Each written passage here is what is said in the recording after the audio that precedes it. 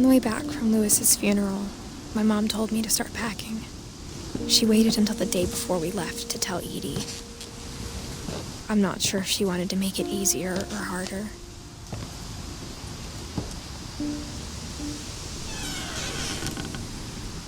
I wish we'd stayed.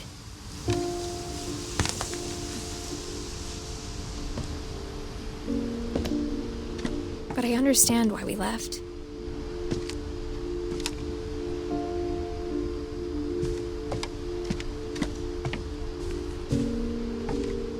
My mom ended up leaving everything behind.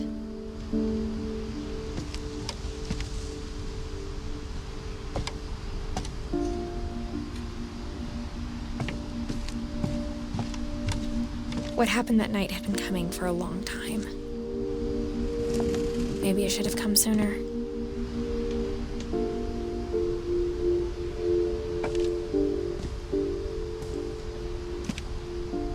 But it had to end one way or another. All that's left now is to tell you about that last night.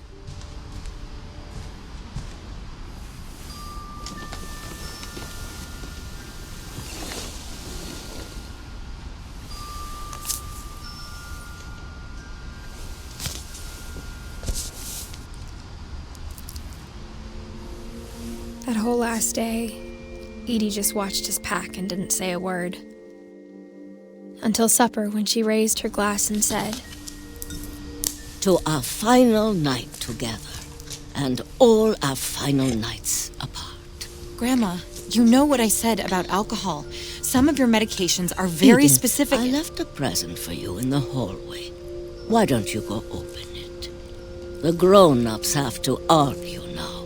I'm sorry, you're right. We're all leaving tomorrow. Let's just enjoy our last... I'm not leaving. Edith, you're excused.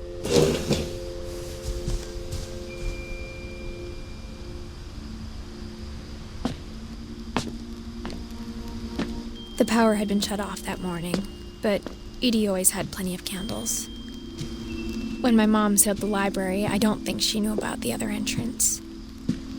Or that Edie had a key to it.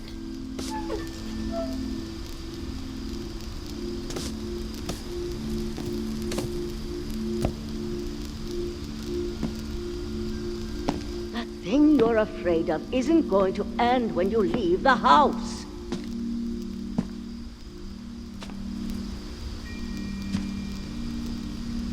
Edith has a right to know these stories. My children are dead because of your stories. I think it's best if Edith and I leave tonight. We'll have the nursing home send a van for you in the morning, okay? Dear Edith, there's so many stories I wish I could tell you, but there's only time for one. This is about what happened on the night you were born.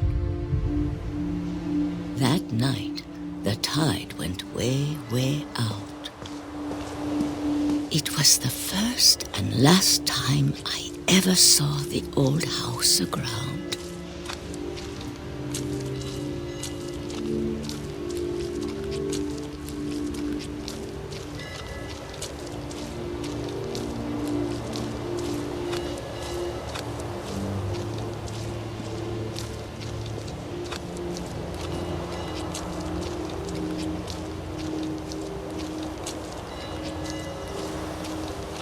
There'd been an earthquake out in the middle of the ocean.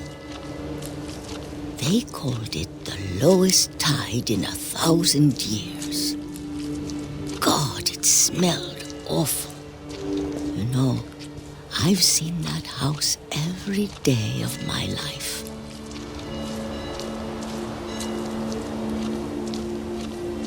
But I never thought I'd go back to it. When the fog rolled in, I lost my way.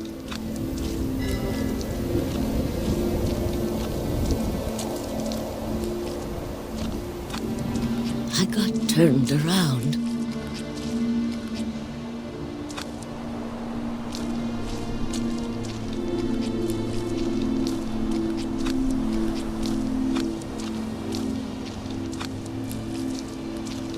For a while, I wondered.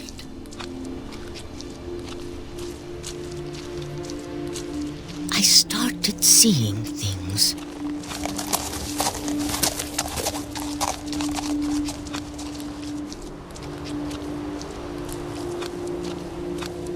Things I'd forgotten had ever existed.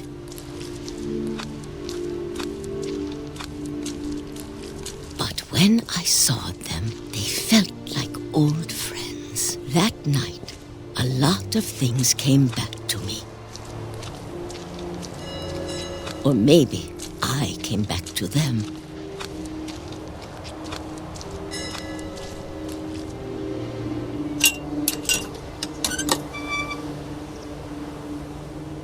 Things I can't explain, but that I need you to try and... Edith, what are you doing in here? It's mine. Edith! Mom, you're gonna rip it! Let go! I kicked and screamed, but Mom dragged me to the car. I never saw Great-Grandma Edie again. The next morning, the band came to pick her up, but she was already gone.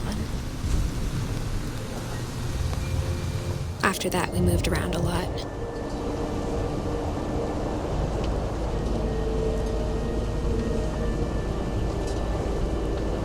We both tried to make the best of it.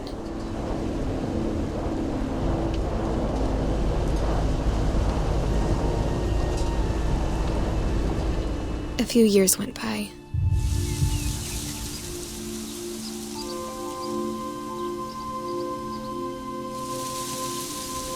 My mom didn't like to talk about it. But she started getting sick a lot. The rest happened pretty quickly.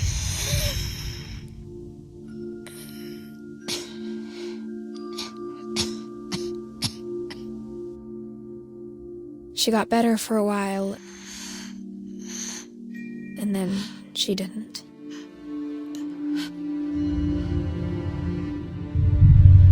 And then I was alone.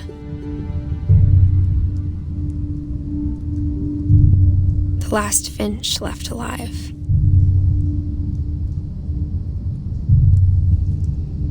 Until I found out about you.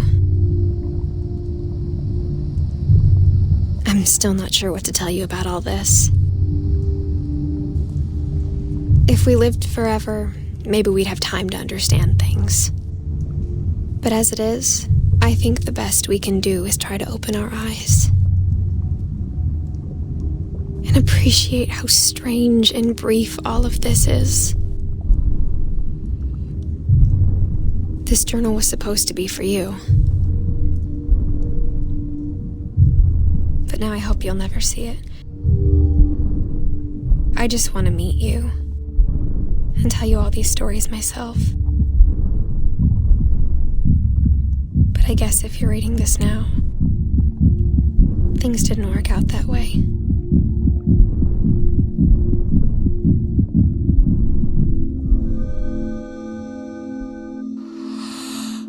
This is where your story begins. I'm sorry I won't be there to see it. It's a lot to ask, but I don't want you to be sad that I'm gone. I want you to be amazed that any of us ever had a chance to be here at all. Good luck.